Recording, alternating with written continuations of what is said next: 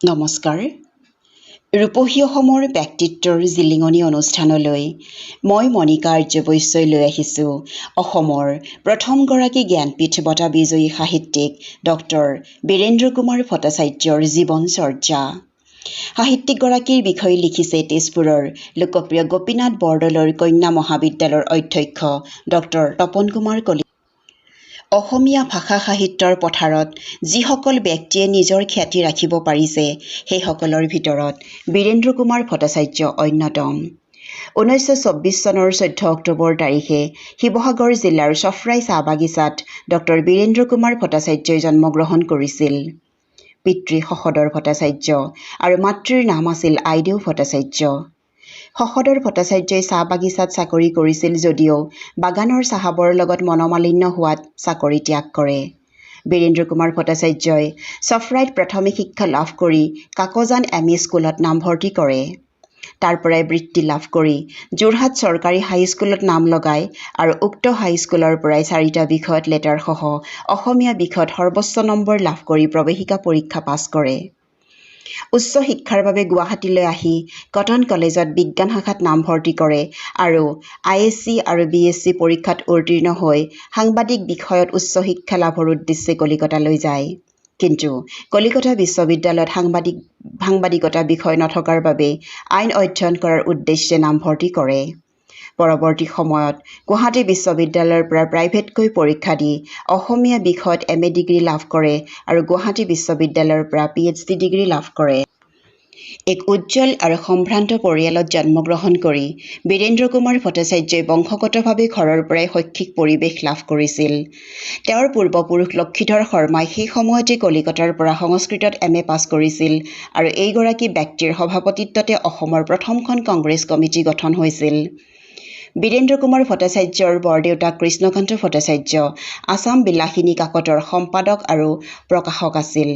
বীৰেন্দ্ৰ কুমাৰ ভট্টাচাৰ্যৰ এগৰাকী ককায়েক হ'ল অসমৰ জনপ্ৰিয় কবি সাহিত্যিক সমালোচক অধ্যাপক নলিনীধৰ ভট্টাচাৰ্য। তদুপৰি তেওঁ যোৰহাটত পঢ়ি থাকোঁতে ডিম্বেশ্বৰ নেওগ, মিত্ৰদেৱ মহন্ত, ত্ৰৈলোক্যনাথ গোস্বামী, মহেশ্বৰ নেওগ আদিৰ দৰে বিশিষ্ট সাহিত্যিকসকলক শিক্ষাগুৰু হিচাপে পাইছিল আৰু তেওঁলোকৰ সান্নিধ্য লাভ কৰিছিল। সৰুৰে পৰাই সাহিত্য সৃষ্টিত মনোনিৱেশ কৰা বীৰেন্দ্ৰ কুমাৰ ভট্টাচাৰ্যই ভালেমান উপন্যাস ৰচনা কৰিছিল। সেইবোৰ হ'ল আই, মৃত্যুঞ্জয়, ৰাজপথে ৰিঙি আই, ইয়াৰুঙ্গম, নষ্টচন্দ্ৰ, ভাৰতী, প্ৰতিপদ, চিনাকি সুঁতি, অগ্নিগড়, কবৰ আৰু ফুল, পৰিব্ৰাজক, ৰঙামেঘ, এটি নিশা, শৰৎ কোঁৱৰ, বল্লৰী, কালৰ হুমনিয়াহ, ফুলকোঁৱৰৰ পক্ষীঘোঁৰা, প্ৰেম আৰু মৃত্যু, মুনিচুনি বেলিৰ পোহৰ, টপ আৰু ইভা, শতঘ্নী আদি। তেখেতৰ উপন্যাসত ৰাজনৈতিক ইতিহাস, গণ আন্দোলন, সামাজিক জীৱনৰ পৰিৱৰ্তন, গ্ৰাম্য আৰু নগৰীয়া সমাজৰ তফাত, সমাজৰ অৱহেলিত জনৰ প্ৰতি অনুকম্পা, আধুনিক শিক্ষাৰে শিক্ষিত নগৰৰ অন্তঃসাৰশূন্য জীৱনধাৰা, গাঁৱৰ সহজ সৰল জীৱন প্ৰীতি, গ্ৰাম্য জীৱনৰ নৈসৰ্গিক শোভা আদিৰ প্ৰতিচ্ছবি সুন্দৰভাৱে উপস্থাপন কৰিছে। বীৰেন্দ্ৰ কুমাৰ ভট্টাচাৰ্যৰ 3খন বিশেষভাৱে জনপ্ৰিয় উপন্যাস হ'ল ৰাজপথে ৰিঙি আই, ইয়াৰুঙ্গম আৰু মৃত্যুঞ্জয়। ৰাজপথে ৰিঙি আই উপন্যাসখনি ৰাজনৈতিক পটভূমিত ৰচিত। ইয়াৰুঙ্গম উপন্যাস ৰচিত হৈছিল টাংখুল নগাসকলৰ সমাজ জীৱনৰ পটভূমিত। উপন্যাসখন কাল্পনিক যদিও টাংখুল নগাসকলৰ বিচিত্ৰ জীৱন অনুভূতি চাৰেলাং খুংটিলাহঁতৰ চৰিত্ৰৰ মাজেৰে দাঙি ধৰিছে। নগাসকলৰ সহজ সৰল জীৱনবোধ ইয়াতে প্ৰতিফলিত হৈছে। তেওঁৰ কেইবাখনো উপন্যাসত ৰাজনৈতিক চেতনাৰ প্ৰকাশ দেখা যায়। তেওঁৰ ৰাজনীতি আছিল সমাজবাদী আদৰ্শেৰে দীক্ষিত হোৱা ৰাজনীতি। তেওঁ কেতিয়াও ক্ষমতাৰ ৰাজনীতি কৰা নাছিল। মহাত্মা গান্ধীৰ আদৰ্শেৰে অনুপ্ৰাণিত আছিল। সমাজবাদী আদৰ্শ আৰু চিন্তাধাৰা প্ৰচাৰৰ কামত আত্মনিয়োগ কৰিছিল। বীৰেন্দ্ৰ কুমাৰ ভট্টাচাৰ্যই স্কুলীয়া জীৱনৰ পৰাই গল্প লিখা আৰম্ভ কৰিছিল। কটন কলেজত প্ৰথম বাৰ্ষিকত পঢ়ি থাকোঁতে মৰহি পৰা জীৱন নামৰ গল্পৰ বাবে কটনৰ শ্ৰেষ্ঠ গল্পকাৰৰ সন্মান লাভ কৰিছিল। তেওঁৰ দ্বাৰা ৰচিত গল্পৰ সংকলন কেইখন হ'ল কলং আজিও বয়, হাতসৰি, খিৰিকীৰ কাষৰ আসন, উৰুলি আদি। তেখেতৰ মাকনৰ গোসাঁই, ঈদৰ জোন, এজনী জাপানী ছোৱালী আদি জনপ্ৰিয় গল্প। বীৰেন্দ্ৰ কুমাৰ ভট্টাচাৰ্যই কুশল কোঁৱৰ, গোপীনাথ বৰদলৈ, শ্ৰী অৰবিন্দ আদি জীৱনী গ্ৰন্থ ৰচনা কৰিছিল। তেখেতৰ দ্বাৰা ৰচিত প্ৰবন্ধ পুথিসমূহ হ'ল ব্ৰহ্মদেশৰ নৱজাগৰণ, সংবাদ সাহিত্য, ১৫০ বছৰৰ অসমীয়া সংস্কৃতি, নগা ককাৰ সাধু, অসম সাহিত্য সভাৰ সভাপতিৰ অতিভাষণ, মপিয় উৎসৱ। তেখেতে কেইবাখনো ভ্ৰমণ কাহিনীও ৰচনা কৰিছিল। সীমায়ামনি কৰে, ৰাছিয়া যাত্ৰা আদি তেখেতৰ ভ্ৰমণ কাহিনী। তেখেতে অনুবাদ আৰু সম্পাদনা কৰা গ্ৰন্থসমূহৰ ভিতৰত পৰিণীতা, ভাৰতৰ ইতিহাস, দেৱদুদুম্ভি বাজে কাৰ বাবে, কৰ্মবীৰ চন্দ্ৰনাথ শৰ্মা আদি উল্লেখযোগ্য। নাটক আৰু কবিতাৰ মাজেৰেও ভট্টাচাৰ্যৰ প্ৰতিভা বিকশিত হৈছিল। নাট্যকাৰ হিচাপে তেওঁ কৃতিত্ব দেখুৱাব পাৰিছিল। জোনালী, অহল্যা, বলীয়া বৰাগী, এজন খঙাল যুৱক, ব্ৰহ্মচাৰী, ভাৰতী, শকুন্তলা, মুখা, বিবেক, সোণৰ ফুকজোৰা আদি তেওঁৰ উল্লেখযোগ্য নাটক। কবি হিচাপেও ভট্টাচাৰ্যৰ জনপ্ৰিয়তা কম নাছিল। তেখেতৰ বিষ্ণুৰাভা, এতিয়া কিমান ৰাতি শীৰ্ষক কবিতাটি সকলোৰে মুখে মুখে। বীৰেন্দ্ৰ কুমাৰ ভট্টাচাৰ্যৰ প্ৰতিভা আছিল বহুধা বিভক্ত। ঔপন্যাসিক, গল্পকাৰ, কবি, প্ৰবন্ধকাৰ ৰূপে প্ৰতিষ্ঠা লাভ কৰাৰ লগতে তেওঁ আছিল সাংবাদিক। সাংবাদিক হিচাপে অসমীয়া সংবাদ জগত তথা সাহিত্য জগতলৈ অনবদ্য বৰঙণি আগবঢ়াই থৈ গৈছে।